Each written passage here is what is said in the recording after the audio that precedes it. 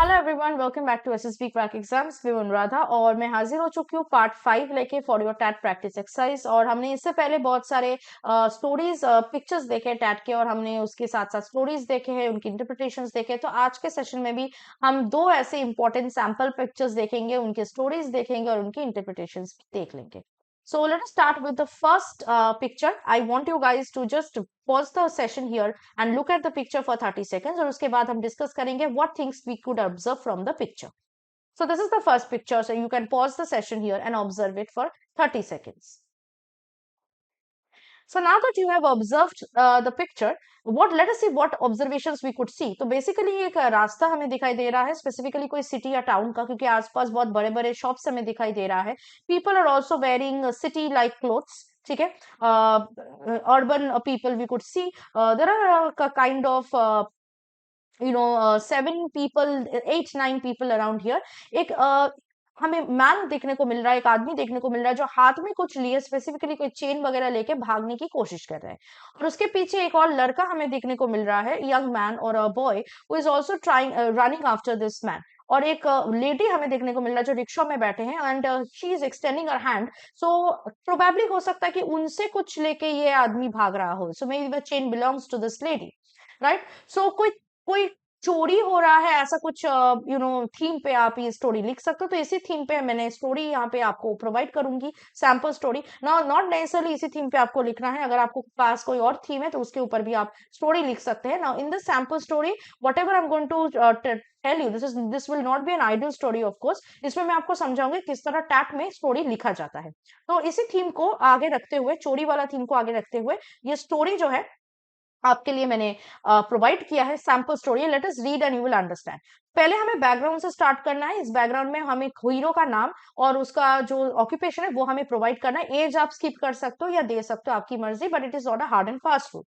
So Gaurav, a second year college student, was returning home from college, and just outside his college, he stopped to talk to his physics professor, who was sitting on a rickshaw. तो ये था background. अब आते main story पे। Suddenly, a man came running and snatched away the gold chain from his professor's neck and started running away. Immediately, Gaurav ran behind him, took out his phone and called police, shouted out to other passers-by to stop the man running away. Soon, many passers-by interfered, and with their help, Gaurav caught the man and took away the chain from him. Next, he called the police and informed them about the man and told them to come quickly. He also called his teacher and told her not to worry as he had got the chain. He then took a rope from the nearby car repair shop and tied the man's hands and feet ताकि वो भाग ना पाए. As the police came, he handed over the man to them and narrated the entire incident. Meanwhile, his professor arrived. He handed over the chain to her and she also gave the statement to the police. Gaurav's teacher thanked him for his immediate action and praised him for his bravery. ये था last का conclusion. इसमें आप और भी actions अगर चाहते हो इंक्लूड करना on the part of hero, you can. ठीक है, this is one kind of story. Now this is not an ideal story, again it's a sample story. इसमें आप अपने अनुसार स्टोरी को लिख सकते हो। हाँ, अगर आप ये स्टोरी लिखते हो, लेट अस सी किस तरह के इंटरप्रिटेशन साइकोलॉजिस्ट आपके स्टोरी से असेस कर सकते हैं। तो first of all, story will show to the psychologist that the hero is courageous, he is an initiative taker.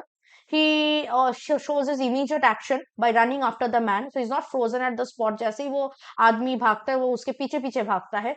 उसके अंदर सेंस ऑफ अर्जेंसी है कि इसको अभी पकड़ना, नहीं तो ये भाग जाएगा। और किस सिचुएशन को, एक क्राइसिस सिचुएशन को हैंडल करता है, उसके बारे में भी स्टोरी में एक्शंस के थ्रू हमने शो किया है। इसके साथ साथ हीरो के अंदर एक सेंस ऑफ रिस्पॉन्सिबिलिटी देखने को मिल रहा है, उसके अंदर प्रॉब्लम सॉल्विंग स्किल्स देखने को मिल रहा है ताकि वो भाग ना जाए। वो सामने से रोप ले आके उसके हाथ पैर बांध रहा है। इनिशिएटिव उसने लिया है, कोई उसको नहीं कहा कि भाई उसको जाके पकड़ो। और उसका पावर ऑफ एक्सप्रेशन भी हमें समझने को मिल रहा है, क्योंकि वो बहुत जल्दी पुलिस को कॉल कर रहा है, उसको बोल रहा है कि जल्दी आने के लिए, उसके टीचर को कॉल करके बोल रहा है शांत होने के लिए। और फिर पुलिस आ गया तो उनको इंसिडेंट नरेट कर रहा है, उसको स्टेटमेंट रिकॉर्ड कर रहे हैं अपना। तो पावर ऑफ एक्सप्रेशन बहुत अच्छा है, लोगों का मदद ले रहे हैं वो, उसके लिए कम्युनिकेशन की भी जरूरत है। So expression, power of expression is good of the hero in the story. इसके साथ साथ हीरो हायर अथॉरिटी को रिस्पेक्ट करता है, ये दिखाई दे रहा है। By the way, he is trying to save his professor's belongings, is trying to wait, is waiting for the police to come and so that he can hand over the thief to them. And also उनके अंदर relevant authority को proper time में inform करने का भी जो sense है, ये हमें देखने को मिल रहा है। So he is informing the police, updating them, telling them to come quickly. Professor को भी इन्फॉर्म कर रहा है कि भाई आप शांत हो जाइए, आपका जो सामान है वो मेरे पास है।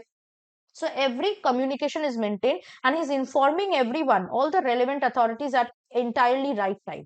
तो ये सब कुछ जो है ये मेजर क्वालिटीज है, ये हमें देखने को मिल रहा है। इसके अलावा और भी क्वालिटीज असेस किया जा सकता है, साइकोलॉजिस्ट कर सकते हैं।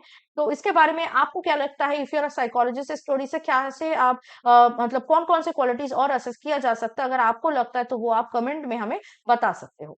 अब हम लोग नेक्स्ट पिक्चर की ओर मूव करेंगे, हमारा सेकंड सैंपल पिक्चर। इस केस में भी मैं आपको कहूंगी कि जो आपका यू नो पिक्चर है उसको आप पॉज कीजिए, वीडियो को पॉज कीजिएगा और 30 सेकंड्स के लिए वहां पे ऑब्जर्व कीजिएगा क्या क्या चीजें आपको ऑब्जर्व करके देखने को मिल रहा है। इसके बाद हम ऑब्जर्वेशन अपना बताएंगे। तो ये था हमारा second picture. So you can pause the session here and observe for 30 seconds. इस पिक्चर को ऑब्जर्व करने के बाद हमें यहाँ पे ज्यादा कुछ दिखाई नहीं दे रहा है, सिर्फ दिखाई दे रहा है कि एक इंसान, एक यंग मैन है, एक लड़का है जो आगे बढ़ रहा है चल के। सामने एक कैनन रखा हुआ है। कैनन आपको पता है आजकल के वॉर्स में यूज नहीं होता। प्रोबेबली कोई ऐसा जगह वो आ गया है जहां पे पुरानी चीजें रखा है। मैं बेसिकली मान लो कोई म्यूजियम होगा, कोई ओल्ड फोर्ट होगा। और जिस चीज पे वो चल रहा है, it's not a normal road, it is a sand, right. Snow नहीं हो सकता क्योंकि स्नो रीजन में कैनन मिलना मुश्किल है। तो सैंडी रीजन हो सकता है क्योंकि हमें फुटप्रिंट्स भी देखने को मिल रहा है। जो वो आगे बढ़ रहे हैं, आप देखिए वहां पे फुटप्रिंट्स जो है वो बन रहा है, जो कि नॉर्मल रोड में नहीं बनता या ग्रासी रीजन में नहीं बनता, जो कि सिर्फ सैंड या स्नो में बन सकता है। आसपास हमें कोई भी ह्यूमन सेटलमेंट या फिर और कोई कैरेक्टर्स देखने को नहीं मिल रहा। तो basically may be it's a desolate area, probably a desert, right. तो अब हम इस ऑब्जर्वेशंस को आप देख सकते हैं। अगर आपके साथ ये ऑब्जर्वेशंस मिल रहा है, वेरी गुड। तो हम इसको एक ट्रिप के ऊपर बना सकते हैं कि this person has organised a trip for his school और कॉलेज, और इस थीम को आगे रखते हुए हम एक स्टोरी यहाँ पे फॉर्म कर सकते हैं। अगर आपके पास और कोई थीम है तो obviously you can make the story based on that theme. हम इस थीम पे एक सैंपल स्टोरी देखेंगे कि किस तरह इस थीम पे एक सैंपल स्टोरी लिखा जा सकता है।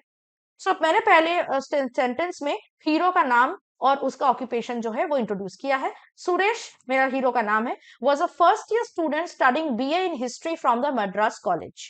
During his schooling he was also a part of the national cadet corps, that is NCC, which groomed his personality to a great extent. Academically, Suresh was very sound, and in the field of sports, he was a competitive runner and basketball player. ये था हमारा introduction या background hero के बारे में। अब आएंगे main part, story के मेन पार्ट में। As cultural initiative, students from the college were divided into batches and were allotted regions whereby they would go and make a project on the cultural niche of the country. Suresh's department got the region of Rajasthan and the topic was ancient weaponry.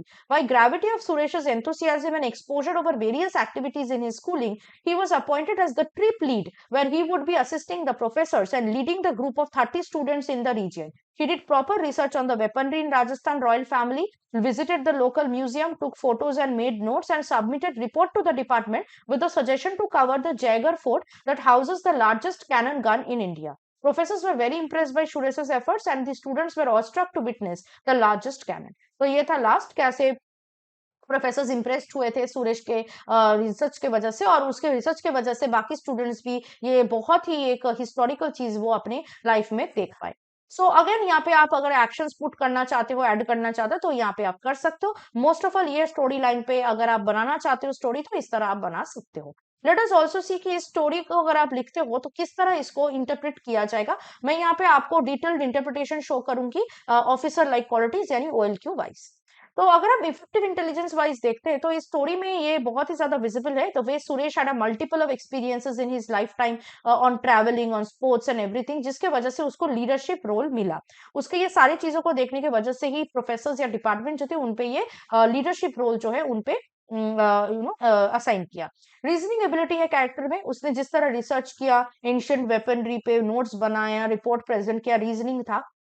Power of expression भी हमें देखने को मिल रहा है। The way he